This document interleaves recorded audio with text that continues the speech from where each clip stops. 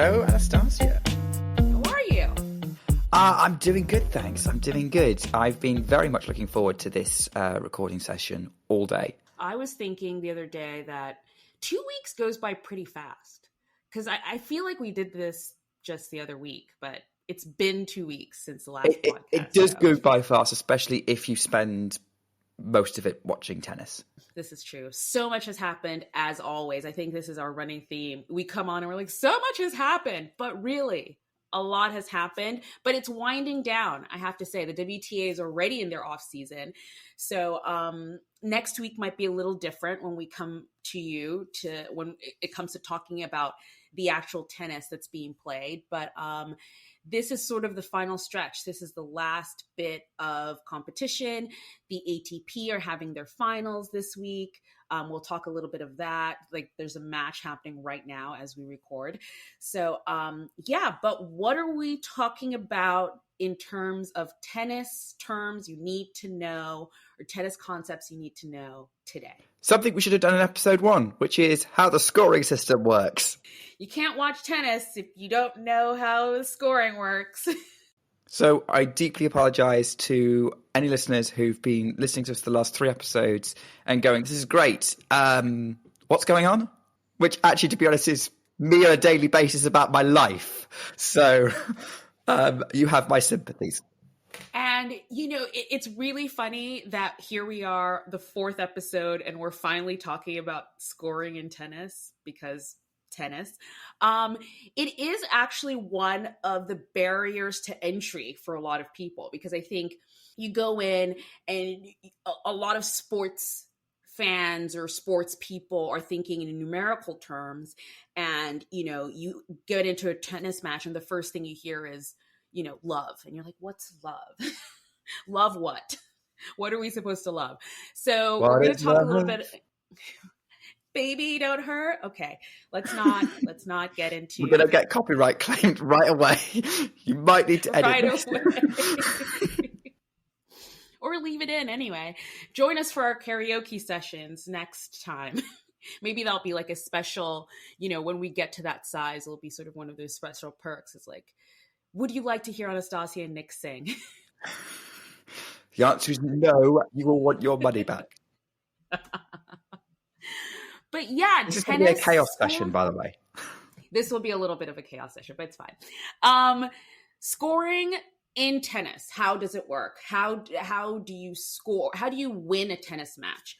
That's what we're going to be talking about today. You're going to be learning terms such as what a point is, what a game is, and what a set is. But Nick, what do you think the basic thing, the first thing someone should know about scoring in tennis? Okay, so I think the best way of looking at it is in tennis, you're trying to get to a finish line, not run down the clock. So if you watch something like soccer, the NFL, hockey, whatever you want to call it, like usually it's whoever's scored the most points in a certain amount of time wins. In tennis, it doesn't work like that. You are trying to get to a goal. You're trying to achieve a certain score, and it's the first person to get to that score wins. How do you win a tennis match? You have to win a certain number of sets. This is where it could already start getting confusing. So let's just simplify it by saying in most tennis matches you can watch throughout the year, it's the first to 2 sets. How do you win a set? You have to be the first to win 6 games or 2 clear games. How do you win a game? You have to win first to win 4 points, or if it's 3 points or first to 2 clear points. We'll try and explain that a little bit clearer, but that's essentially how it is. How do you win a match? You have to get to the target sets. How do you get to the target sets? You have to win the target game, get the target points. So that's how to think about it is don't think about the clock, think about where you're going. It's about the destination. Yeah, and the goal is different. Like you said, in most tennis matches you'll watch throughout the year, the goal is to get to 2 sets. It's the best of 2 sets out of 3.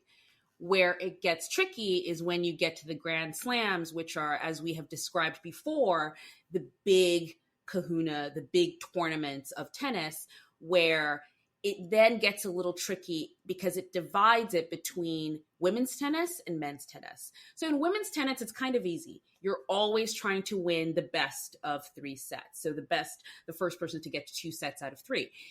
Men's tennis, when you get to the Grand Slams, you're trying to win the best of 3 out of 5 sets, is how men's tennis works in Grand Slams. So that's the only difference. I'm sure in your readings and travels, you might hear there is sort of a movement to move female tennis to best of 5 as well in Grand Slams. But for now, there is that difference between the 2 tours. I mean, there's also there were a few people several years ago and who are still there who are calling for men's tennis to move to best of 3 across the board. And no one's winning because tennis is full of traditionalists who want to keep everything exactly the way it is. Tennis tends to be a very traditional style sport that honors its tradition. It's the reason why in Wimbledon they still wear white, because that's just how it's been done forever. So you will get a lot of that, and you get that especially in the scoring of tennis. So let's get to the basics. How do you win a game? Okay, we'll go with a regular game because there is a special type of game called a tie break, which can be used to decide a set if necessary.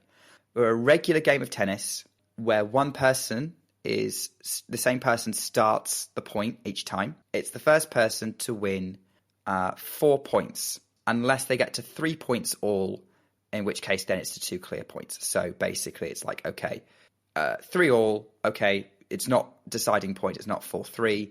You have to go and play to the next point and try and win by an advantage. Right. Which is called ad scoring. Yeah. Here's where it gets confusing, potentially, is that we don't score in tennis 1, 2, 3, 4 game. It's 15, 30, 40 game, unless it gets to 40-40, which we call deuce, which then you have to get to advantage and then game. Don't get to game, you go back to deuce, which I believe comes from the French meaning 2 points away, 2 away. Now, you probably need a notebook. You probably have to bookmark this episode to listen to again, because it's just something you have to get used to while you watch tennis. The more you watch it, the more you understand how the scoring works. Honestly, I know I'm kind of throwing this at Anastasia whilst we're recording, but in many ways the easiest way to figure it out is to watch a game with the mute button on and have someone explain it to you as it's going, because we can throw numbers at you and everything else like that, and you might want to get your notebook out and write everything down, but honestly after you watch a few games you get the hang of it. Yeah Eventually. Yeah, sort of a live watch along with Anastasia and Nick, so that you understand everything. And which is something I actually do with friends a lot. When I take them to their first tennis match, it's always like, okay, so this is how the scoring works. You get a hang of it the more you watch tennis, and it's also just getting used to the terms. I think something I said right at the beginning of this podcast was love, and what is love? And in tennis, love means 0, literally. So, if you hear an umpire, which an umpire is always saying the scores out loud, and you might be wondering, what is he saying? What does 40 love mean? It means one of the players has gotten 3 points because 40 means 3, 15 is 1, 30 is 2, 40 is 3, and then the other person has 0, and they call that 40 love.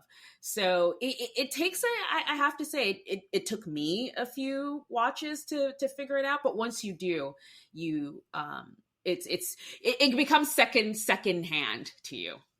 And I know the first thing people are going to ask here is, why is it 15, 30, 40?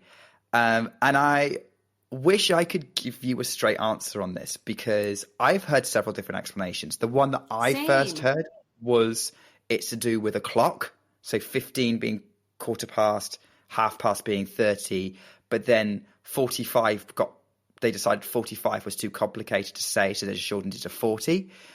I've heard other explanations as well. The reality is, unfortunately, it's a bit like when a 3-year-old asks you, why is the sky blue? And you break down crying, going, I don't know. It's just blue. Just is, okay? It just is. And a lot of things with tennis is that. It just is. I think something Nick pointed out in the beginning, tennis is such a traditional sport that sticks to its traditions. And sometimes you just say, why is it this way? Because that's how they've been doing it for the last 100 years. And they're just going to keep on doing it and chugging down that hill for the next 100 years. And that's where we are with the scoring of tennis. But also with this certain scoring, it does lead to a lot of quirks in tennis. I really liked how you said it in the beginning, Nick, when you said, unlike other sports that have a clock, there's a clock ticking down to a certain amount of time. In a football match, it's 90 minutes. Once you get to the end of that 90 minutes, that's it. The person with the most scores wins the match. Sometimes there's a draw. With tennis, it can keep going. It can keep going and going and going and going. And there is one match that as a new tennis fan, you will hear about. It's kind of lore. It's kind of the little tennis history. But it was a match that happened in Wimbledon in 2010 between John Isner and Mahut. What's Mahut's first name? Nicolas Mahut. Nicolas Mahut, who is a French player. And at the time, John Isner, I think, was number 9 in the world or number 10. He was definitely a top 10 player. And Nicolas Mahut was a qualifier into Wimbledon, and they were playing their first round match. This has been recorded as the longest match ever played in tennis. And it definitely helped to change a lot of the rules of scoring of tennis, which we'll come to when we start describing what a tie break is.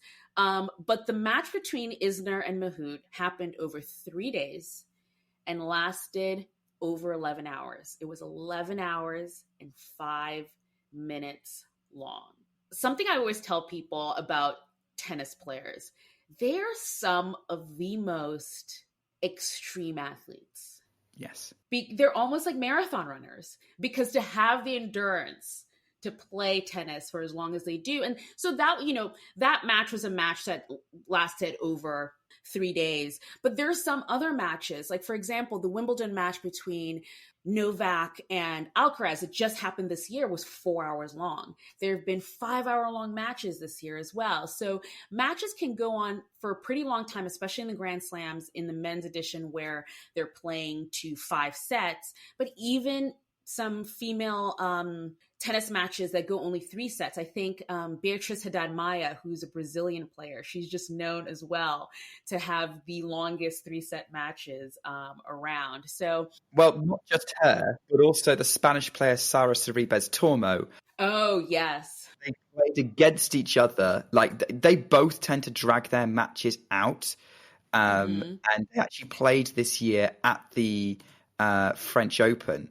And that match ended up taking almost 4 hours, 3 hours, 51 minutes. Sara Sorribes Tormo also just played the Billie Jean King Cup, which we'll talk about later, and had a super long match there as well. And that was 3 sets. So yes, in general, tennis matches can go pretty long. But because of this match between Isner and Mahut, which went 11 hours and 5 minutes, some changes were made to tennis matches so that they wouldn't go that long and hold up tournaments. And, imagine if every match was 11 hours long. You would never finish a tournament. You would just. I mean, something we need to point out is after that match, John Isner needs to play his next match the next day. And was not physically there, really. No.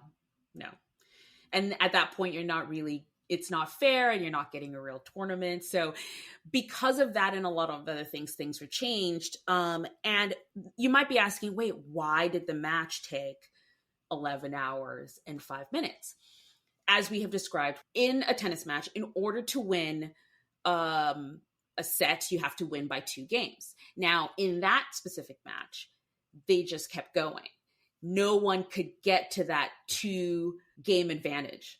they just kept going and going and going and going. And it went on forever until after 11 hours and 5 minutes, John Isner was able to cross the finish line by getting ahead by 2 games. Do you want to tell the people what the score was in that? Oh, I'll have to look it up. Okay, I know off the top of my head. It was 70 games to 68 in the decider. And that was one set. That was one set. Wow. The other sets mostly went to tiebreaks. Yeah.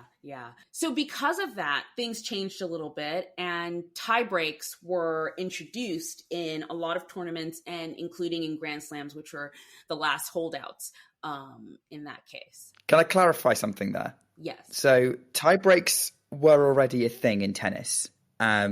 So bit of tennis history, but super, super concise. The tiebreak actually wasn't introduced into to decide a set that have gone to 6 games all. So each player has 6 games each, and haven't been able to get to a 2-game advantage before that point. And they were introduced in the 1970s, whereas before every set was to 2 clear games, every set. So, but as tennis players' athleticism increased, the ability to drag games out and win games just improved, so it became necessary.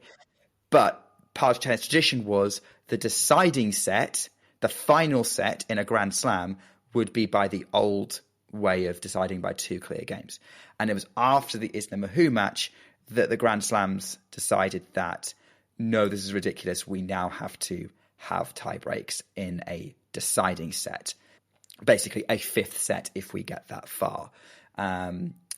By that point, in the regular tour, they'd had deciding set tie breaks for a few decades by that point.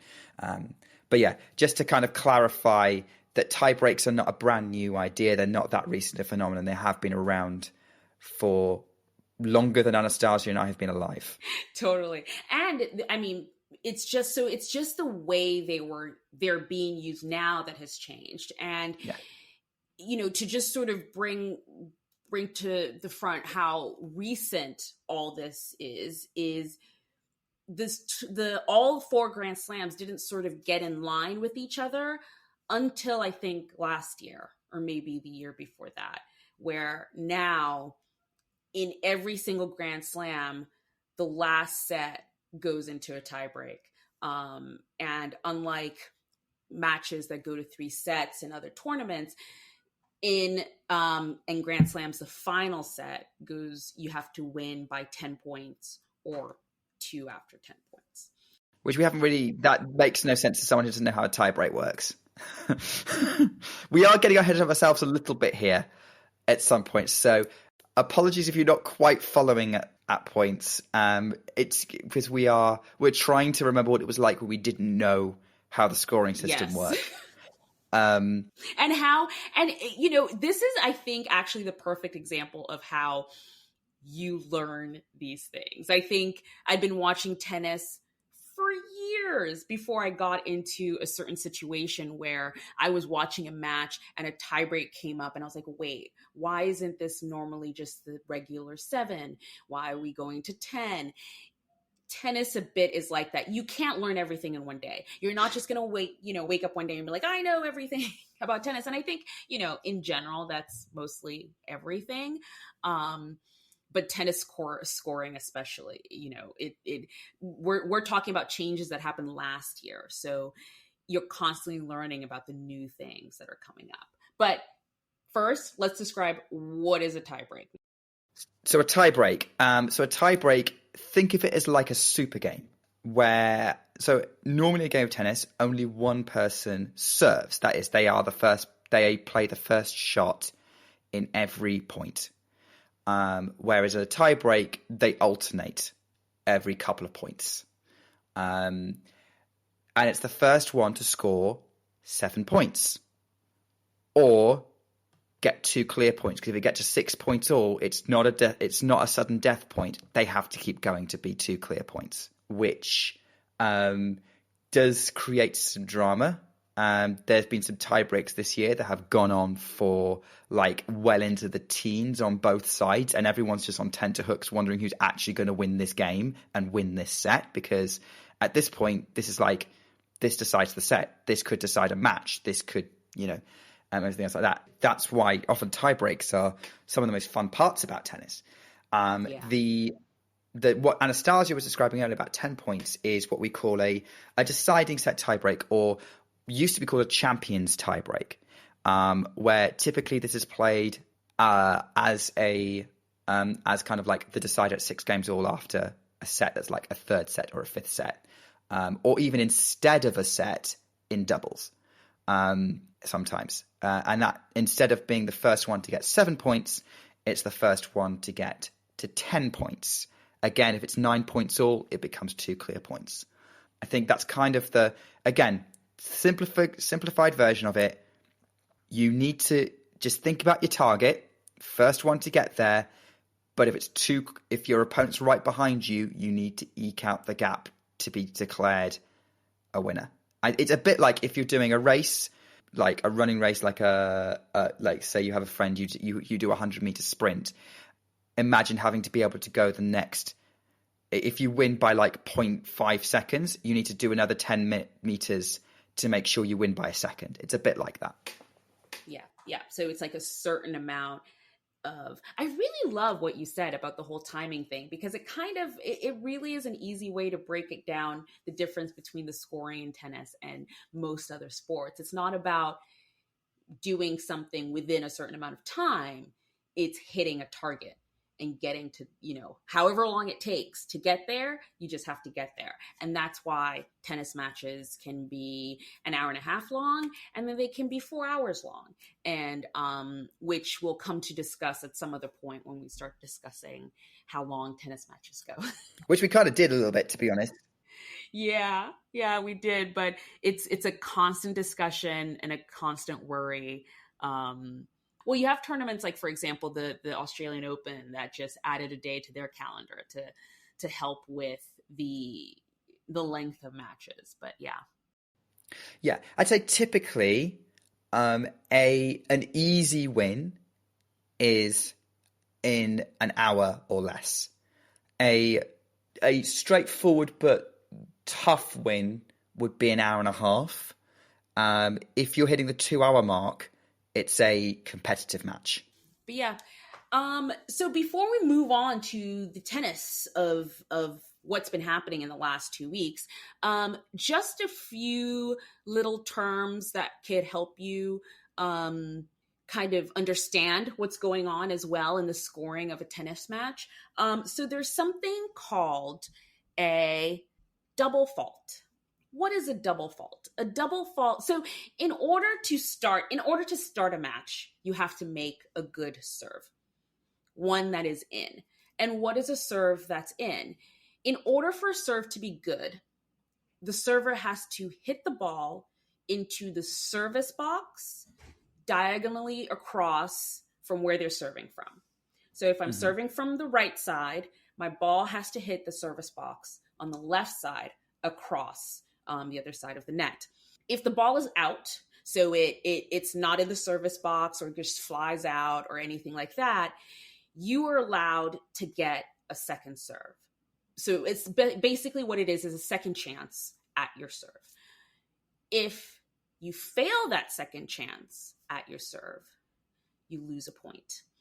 This is something that every single time I take someone new to a tennis match is the one thing that throws them off, when all of a sudden there are 2 serves and then someone has lost a point and they're like, what just happened? That's what just happened. And it's called a double fault. You will hear about some players who have issues with double faults. Double faults sometimes come from not just like a skill thing. Like it's not like, oh, you just can't serve. Sometimes it can be a nervous thing. The biggest one you'll hear about is Arina Sabalenka, who I think it was the season of 2021, I think. 2022, actually. Was it 2022? Where she had a huge issue with serving and would hit double faults all the time. Like she would just have a record amount of double faults in a match. Which and she's now has been fixed, more or less. Oh, Like yes. they Yeah. they do occasionally rear their head, but they're not as often as they used to. No, not at Um, all. It was something she that she she went and worked fixed on it. and she got better on it. Yeah. Yeah. She hired a serving coach, So it's something that happens a lot in tennis that can be an issue for some players, but wanted to bring that up. Another thing to also bring up is net cords and what net cords are. Basically, in the serving, when you're serving, if your ball grazes the net, it's actually Hmm. not a good serve. So you have to do it again. The difference is instead of going to your second serve, where if the ball was just out, you'd have to go into your second serve. If the ball hits the net and just goes over the other side, you actually just get a second chance at your first serve. So those are the little things I think that, watching a tennis match might happen and you're thinking, wait, what just happened? And why isn't the scoring going as I thought it would? Yeah, and no, if for those who may be not familiar with the term serve, that just means the first shot of the match, which is typically done with an overarm motion. Or an underarm motion. Can be underarm, can be underarm. Typically, there's no rule saying you have to do it one way or another, actually. There's Yeah. more of an etiquette thing. Actually, a little bit of tennis history tidbit, everyone served underarm when tennis first became a sport. It was only when a couple of guys went, hang on, we could get more power serving overarm, and they just demolished everyone. And everyone went, oh, maybe we should do that. But going back to what I was saying was, why? Why is that? Why is it two attempts? I think it probably makes things a bit more interesting than if someone misses one attempt, nothing happens. That's a little bit rubbish. As a spectator to watch, actually the double fault wasn't a thing when tennis first became a sport. Again, it was actually something that got brought in like the early 20th century as a rule. When if you played tennis in the 19th century, you only had the one serve, but you weren't serving as hard back then. Yeah. But the other thing about net cords is, again, it's one of those, oh, hang on a minute, if the ball touches the net, why isn't that just automatically a fault? Why do you have to watch where it goes afterwards? And again, it's one of those things of, because it is. Because it is. We don't know. Because tennis. We don't know. We weren't there when they worked out the rules of why they just keep going and going and going. Because I've genuinely seen points where someone's been just hitting net cords like 3 times in a row, and by this point the crowd is laughing. Ooh. And then it becomes sort of a mental issue, and then you double fault anyway. They do a double exactly. I was like, then you just double fault, and then we move on. But yeah, so that's the basic general, idea. We hope that was basic. Tennis. We hope that was basic. It probably wasn't. This is a section I'm sure you're going to have to listen back to. But I think, like Nick said, the more you watch the sport, the game, the better you become at understanding the scoring. And then it just becomes second nature. And all the little quirks and little like, why is this tiebreak 7 and why is that tiebreak 10 and all that just comes with time. And then you learn it. And I always say, make the mistake. If you don't understand it this time, the next time you'll understand what's happening during the match. I always say there should be no sort of barrier to entry to watch a tennis match. Just go for it and do it. And then if you can come back and explain it to us, that'd be great. That would be awesome. And one final thing I want to just discuss before we go into the tennis is the scoring of tennis. The length of how it's played is always a topic of discussion. You'll hear it around. There are other sort of tennis exhibition matches. So those are basically exhibition matches or tennis matches or events that don't count towards the ranking in the tours or, whatever money you're getting from it. It's not prize money. So it's very separate from the tours. They're organized by getting paid events. To show up. That's about it. You're getting paid to show up, play some fun games of tennis. They're usually more fun. It's usually more relaxed. No one's out there to like, we gotta win, Rafael Nadal and Roger Federer did a few exhibitions that were super fun to watch. But there is a tennis sort of exhibition tour called UTS, Ultimate Tennis Showdown, that's out there that is trialing different ways of scoring tennis. and trying to put it out there to see if this is something the tour will eventually pick up. Nick and I are not too familiar with their scoring system. I think we were looking at it just before we were recording this podcast, and it was like, this is complicated. It's like learning a whole new way to score tennis, and we really are not going to get into this. But I wanted to bring it up because there is a match that's going to be happening in London, or an event that's going to be happening in London in December, where a whole bunch of players, like Jack Draper, Andre Rublev, Monfils, are all going to be playing in the UTS.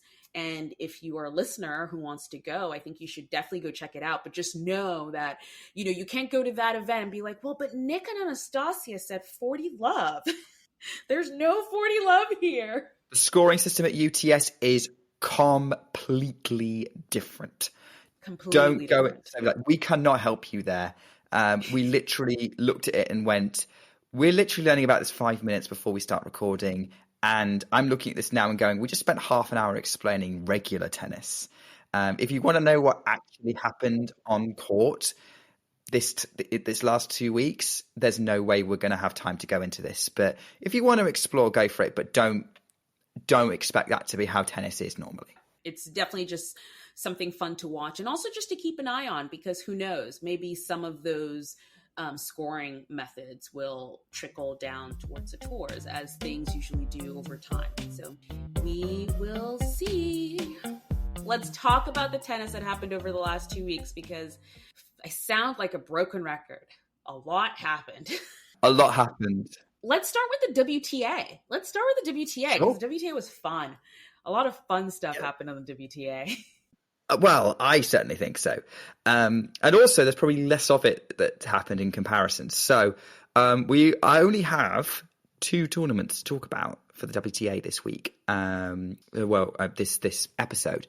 One is the WTA Finals, and one is the Billie Jean King Cup, which is the kind of annually held Nations Cup, if you will, World Cup for the women's players. I think it used to be called the Fed Cup too, like the Federation Cup. Yeah, Federation Cup. I guess let's start in chronological order. WTA Finals, and that is where 8 of the 9 best players in the world took part. We talked a little bit about this last episode in terms of how it worked. Hopefully you caught some of it in between all the wind and the rain that kind of disrupted the event a little bit. But the eventual champion was Iga Swiatek, who stormed her way, not just through the field, but also regaining the world number 1 ranking in the process. And it was a long shot going in, but it was possible. Like a month ago, this wasn't on the cards. Like Aryna Sabalenka looked like having all wrapped up, and she was going to be Player of the Year. She'd been in 2 Grand Slam finals. She'd won one in Australia.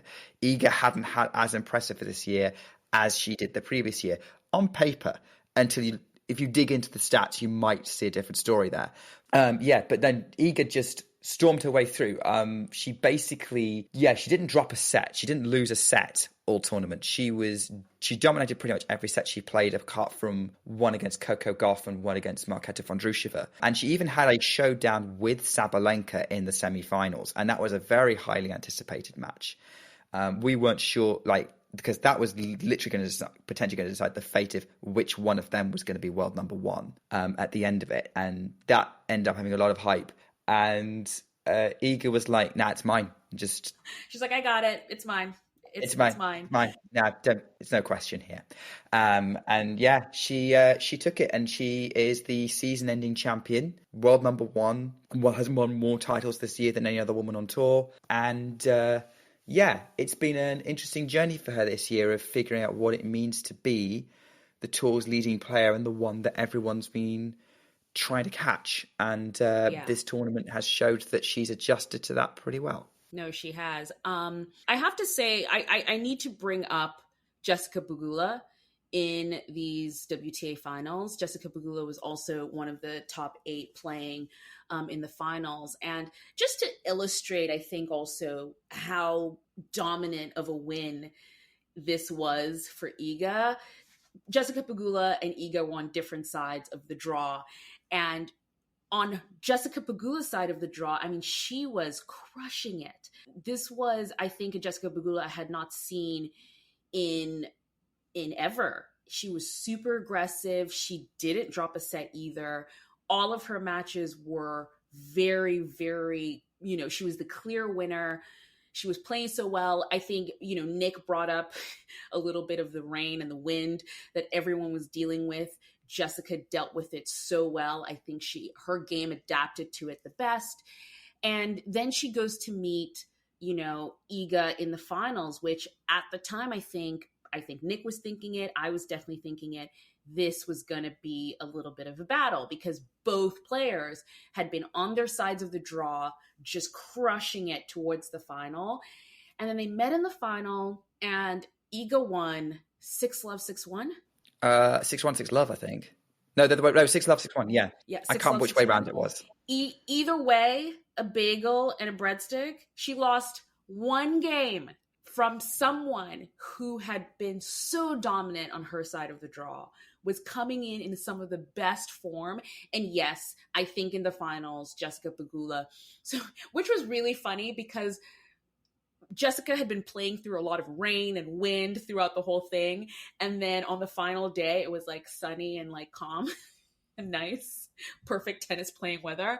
And I don't think she was at her best at that final, but still for Iga to just put on such a dominant performance, I am so interested in how the tour responds next year, because that performance said, hello, I am number one.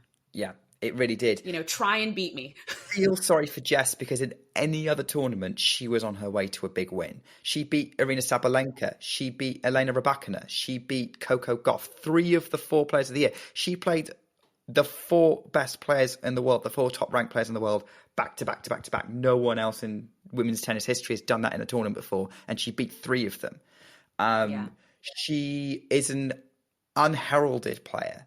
A lot of the time, and I think I understand why to a certain extent, but yeah, she was on I remember looking at the stats before the final, and she and Iga were both on dominant runs, and it was just really unfortunate that happened at this tournament for Jess. I think because if it had been anyone else, she would have won this title. I think. And again, another person I'm super excited to see how she comes into the next season. Next was Billie Jean King Cup.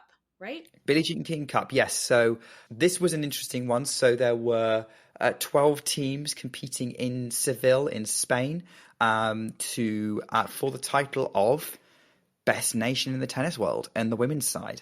There were a few favourites going in. I think everyone was looking at it potentially being either the United States or Czechia winning it because they had some really good people on their team, like the States had Sophia Kenin, who's a Grand Slam champion, Danielle Collins, who's a Grand Slam finalist, really strong, credible doubles players.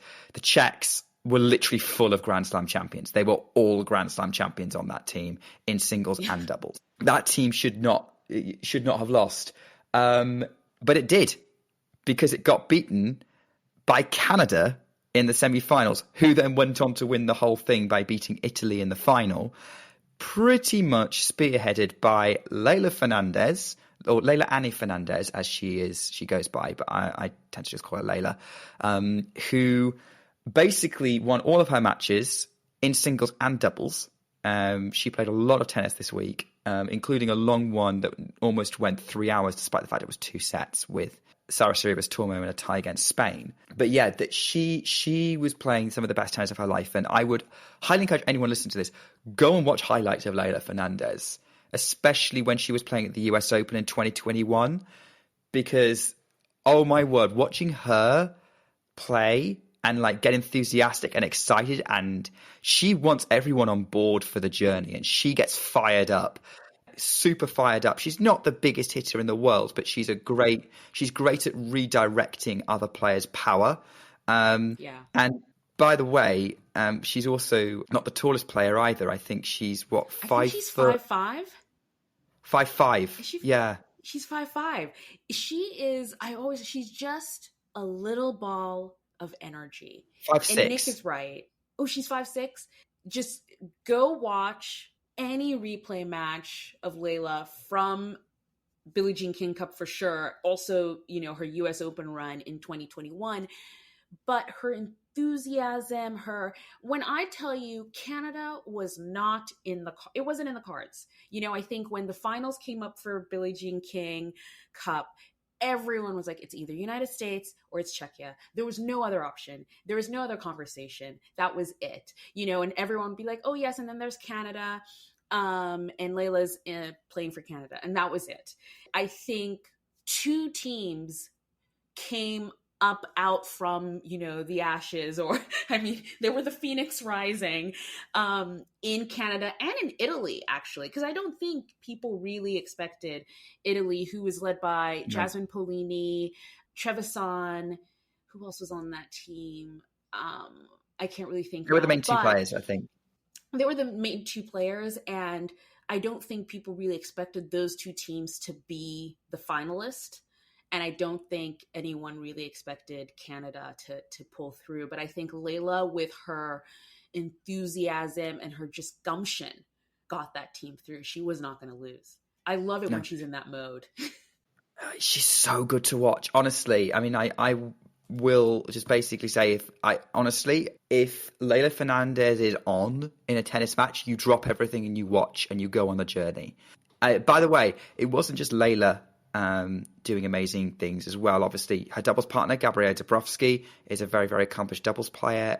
They went unbeaten through the tournament, but also there was a new name introduced to even us seasoned tennis fans.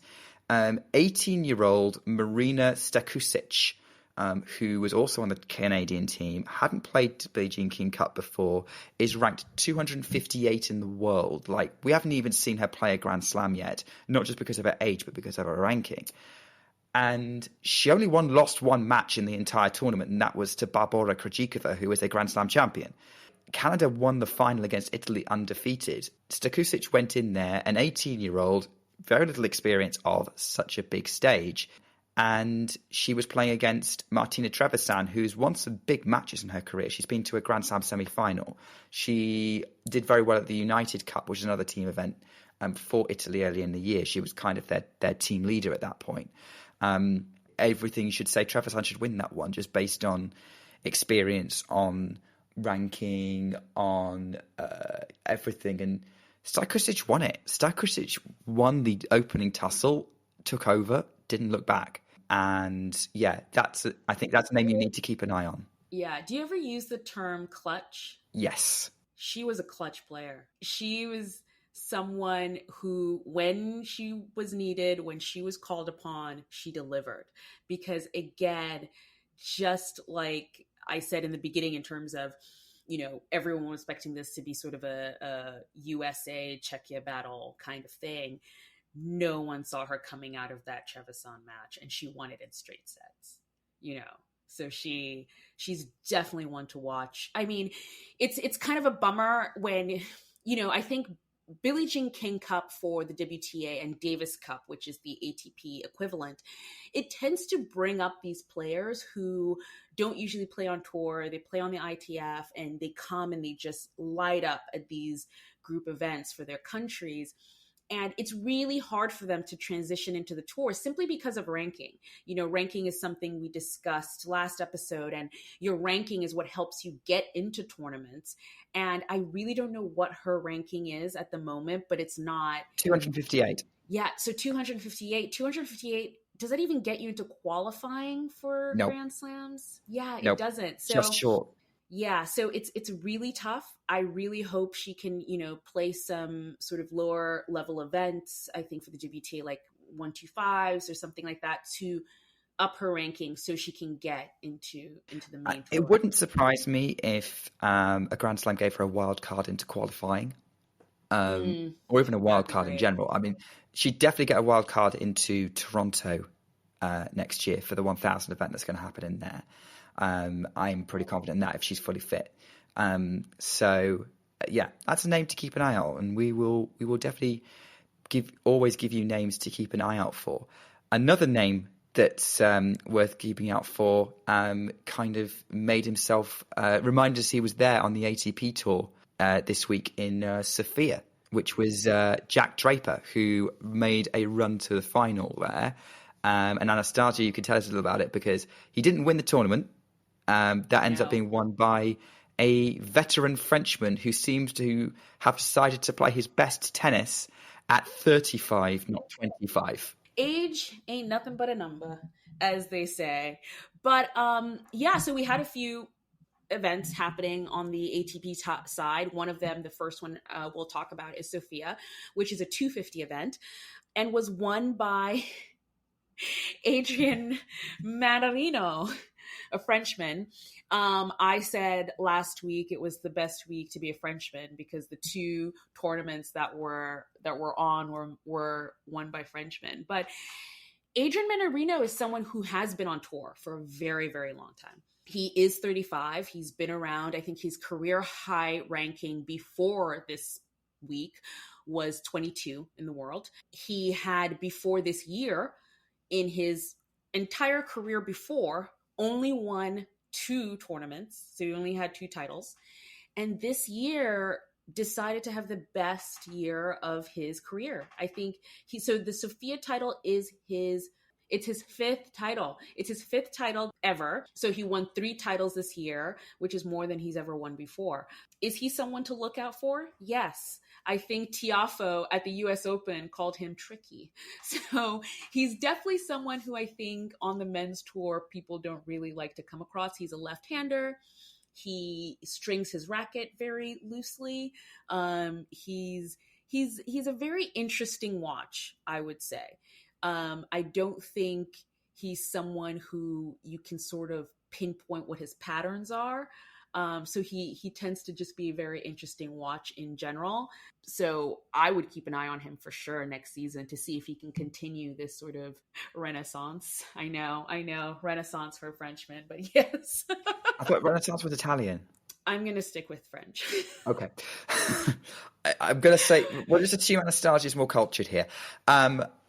Yeah, absolutely. And I came across Manarino. I've been watching Manarino since first I came across him in 2011, 12 years ago. So he was fairly young, and like he in an event in London where he went had a long match with a British player named James Ward, who's no longer playing on tour. He's long retired. But Manarino. I mean, like Anastasia was giving all those stats about him, and here's the crazy thing: all of his titles in his career he won after he turned 30. And most of the time after players turn 30, it's when they start winding down. It's when they stop playing as well as they used to, or stop finding their ceiling as regularly, or find it hard to recover from matches. And a lot of Manarino's peers are in that situation. Like, and somehow, I don't know what the French do to their players, but they do seem to have a very good sense of longevity. I mean, like Gael Monfils is still going. Still going somehow. I don't know how he's tired himself out at this point because he's a very dynamic player. And if you haven't had a chance to watch Gael Monfils, highly recommend. Great fun to watch. But yeah, what else happened what else has been happening in the ATP the last couple of weeks? Well, just finally on Sofia before we leave, the other finalist in Sofia was Jack Draper, who I think he's I've been talking about him all year, really. He's coming off of injury. So he's had a very difficult year, I would say, but he definitely has improved his second half of the year. And he was the finalist. Very unexpected, I think, even for him. He's definitely one to watch as well. The Metz Open, which was happening in France, that was won by another Frenchman, Hugo Humbert. I think he should win sort of not the most improved, because that's not what he was, but he started the year outside of the top 100, and he is in the top 20 now. For context on Humbert, he'd actually made a name for himself already because he already had a history of being able to beat top players, and he got his ranking up to top 30, I think, before, maybe even nearly around top 20 before. So this is not new territory for him. But his 2022 season was a complete disaster. Yeah. For reasons that are unknown to me. So to see him kind of claw his way back in there and is now the highest ranked French player right now is good news story. Another lefty, I think, as well. So I think he's a Yeah. lefty. Yeah, I think Ugo's a I think lefty. he is. And I do remember him in his press conference saying something about his 2022 season of just how, and this is, I think this is definitely a different topic, but something to consider when you watch tennis players is like a lot of the way they play and survive on tour and on the court is due to their really strong mentality. And he mentioned the 2022 season being really hard on him and him looking at himself and saying, I was a top 30 player. How am I down here in these rankings? And to be able to sort of recover from that and build yourself back up to end the year now in the top 20, higher than you even were before, that's pretty impressive. So he's, watch out in the Australian Open for a bit of Ugo and Bear there. What else happened? Paris. I don't know why we keep skipping over this. Paris happened. Nick skipped over it. I skipped over it. It's a 1,000 tournament. How are we skipping over one of the biggest tournaments of the year, especially since it was won by one of the biggest players in the world in multiple ways? And that's Novak Djokovic. I do think, personally, for me, and this is definitely not for everyone, I think once I see a draw with Novak in it and he just keeps going through, I'm just like, sometimes I don't want to watch the inevitable happen because I'm just like, well, Djokovic's going to win, so I'm just going to move on to another trying to get tournament. people who watch tennis. You know that, right? I know. The advice is not, if you see Novak Djokovic in a draw and he keeps winning, give up. Because there are players who can challenge him at the minute, especially the younger generations, like Alcaraz, Rune, hopefully Sinner. But yes, Paris did happen. Grigor Dimitrov, who is also another older player, I think he's either 32 or 33, so he's like early 30s. He made a good run, and he saw Djokovic in the final. He didn't get over the line. Djokovic won that one, but it was pretty impressive for Grigor to get to the finals of Paris, which is Ambassador's event. No, I think Djokovic and Dimitrov were the main talking points from Paris. And yeah, we've covered Metz and Sofia. So I guess the only thing to do is to talk about the only top level tour tennis, because there is other tennis going on at like the challenger level and below. It's always going on, which is worth checking out. Our friend Damien is covering a challenger tournament in Sweden right now.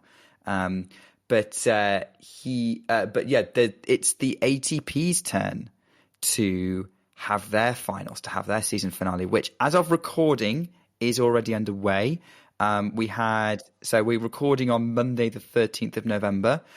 We've had day one. Yannick Sinner beat Stefanos Tsitsipas.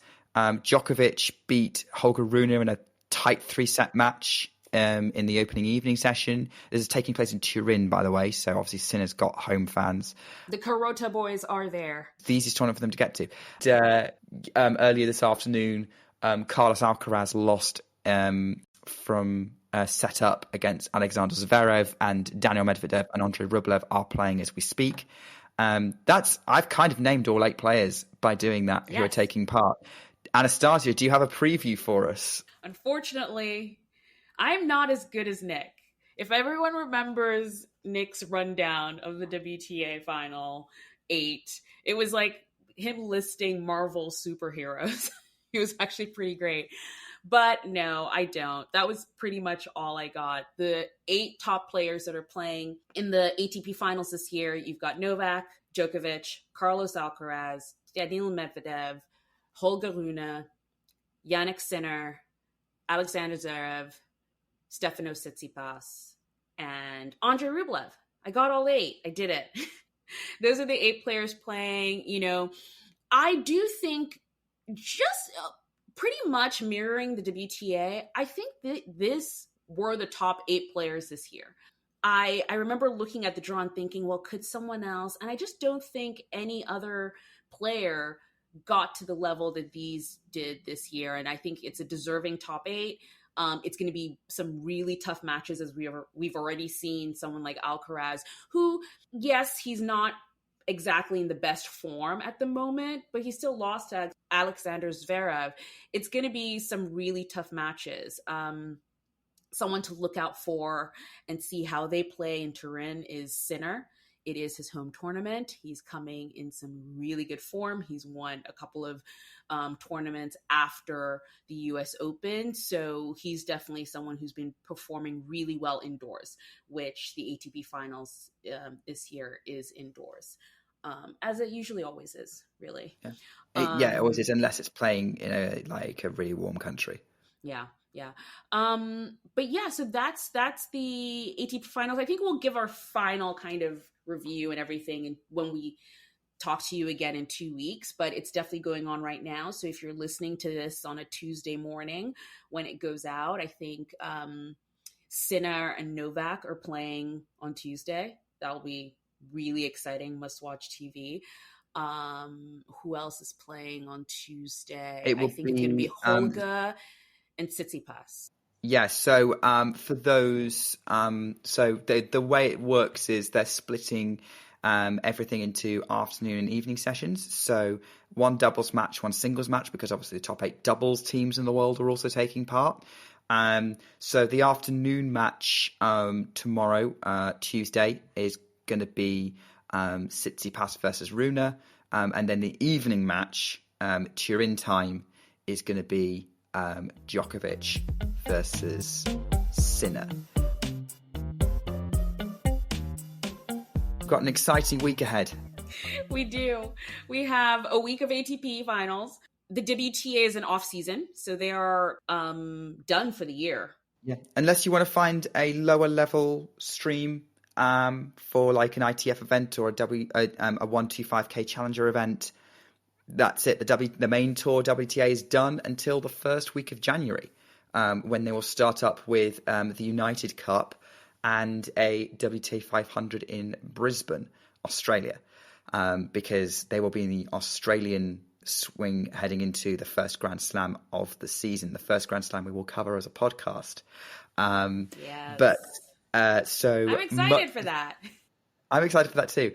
Much as it breaks my heart, I'm not going to be able to talk about WTA for a few weeks. Live WTA, I'll probably still talk about plenty of players in the off season.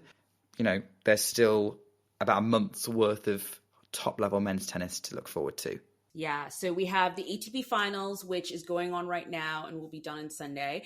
And then coming up as well is the next gen. So I think we described before, next gen is the tournament for the top under 21-year-old players. So that's going to be happening in Jeddah. We'll talk about that next week. And also Davis Cup. Davis Cup, it's the ATP version of the Billie Jean King Cup. That is also going to be wrapping up in Spain next 2 weeks. And we'll next week, yes. Next week, yeah. So we'll talk about it in our next podcast as well. Finally, ending how we always do, player of the fortnight. I can guess who Nick's is. I think I know who Nick's player is. Come on, Anastasia, guess. Who's my player of the week? Might it be a feisty Canadian who just fought her way through the Billie Jean King Cup? You would guess correctly, yes. It is Leylah Fernandez. Let's face it, she was the story of the week. Anastasia, have an agreement that we might let you know about at some other point about who we are allowed to pick for players of the week. But yeah, we'll save that for another episode. Another day. But Leylah Fernandez, yeah, for me, standout player, has been for like the last month actually, and she was the story of the tournament, and obviously I'm always gonna shout her out for just how fun she is to watch. But yeah, she did an excellent job of leading Canada to a first title of the Billie Jean King Cup. Anastasia, player of the week, is it Jannik Sinner? It is not Jannik Sinner this week. It almost was. And this is why we're going to make rules. I still don't understand how. I can't help it. But Jack Draper is my tennis player of the fortnight. I think Jack Draper had a pretty tough year. He was injured for most of the summer, couldn't participate I think he even in the French Open. He might have just played one match. I don't think he really did well, didn't do Wimbledon, but he is on the up and up. He's playing really well. And Jack Draper is someone who I truly believe is a top 10 player. And maybe it's my sort of, who's the next Andy Murray person coming up, and my want for someone to sort of take on the mantle, that sort of, the British player mantle. And I think Jack Draper is it. He just won a challenger in Italy, in Bergamo. He won the title there and then went on to Sofia and almost won. He was stopped by a very tricky Adrian Manarino, and those are kind of matches that he's going to have to sort of learn how to figure out before he can, plant himself in that sort of top 10 group. But I definitely think he's a player who can do it. He has the skills, he has the power, he's a lefty. His serve in Sofia was really impressive. His serving was really, really impressive. And next up, he's going to be at Davis Cup. So I'm really excited to see him play in the Davis Cup finals. And he also will be in UTS, which was the tournament we mentioned earlier. He'll be in that too, which will be in London. But yeah, Jack Draper really impressed me over these past 2 weeks, and I'm excited to see where he goes. It's been fun as always, Anastasia. As always. As always, and I will definitely be looking forward to our next session in 2 weeks. Fortunately, the waiting won't be too hard because there'll be plenty of tennis to watch. Bye, everyone.